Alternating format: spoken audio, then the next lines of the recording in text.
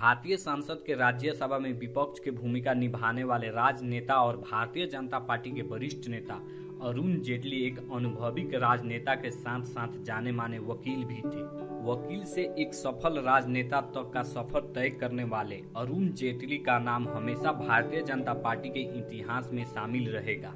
इनका जन्म 28 दिसंबर 1952 को नई दिल्ली के नारायण विहार इलाके के मशहूर वकील महाराजा किशन जेटली और रतन प्रभा जेटली के घर में हुआ।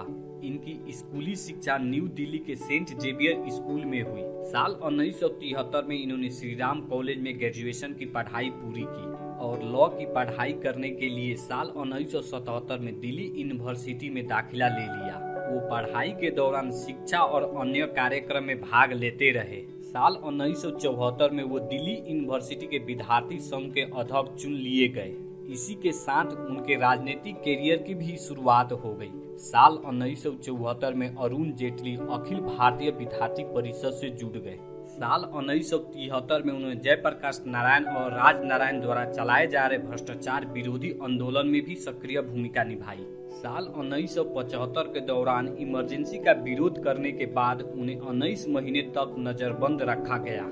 अरुण जेटली ने गिरधर लाल डोगरा और शकुंतला डोगरा की बेटी से संगीता से विवाह किया और उनसे एक बेटा रोहन जेटली और एक बेटी सोनाली जेटली हुई।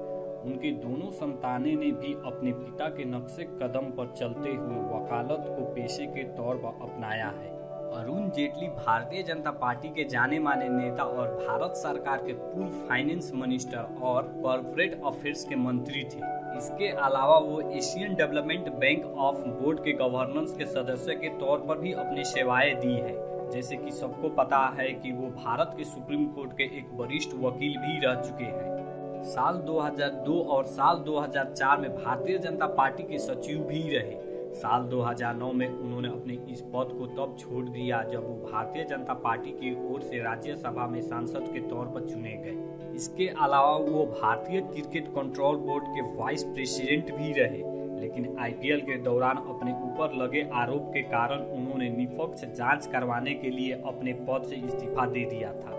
अरुण जेटली का किडनी ट्रांसप्लांट ऑपरेशन हुआ था, तब से ही उनकी तबीयत खराब होने लगी और लंबी बीमारी के बाद 24 अगस्त 2009 को उनका देहांत हो गया।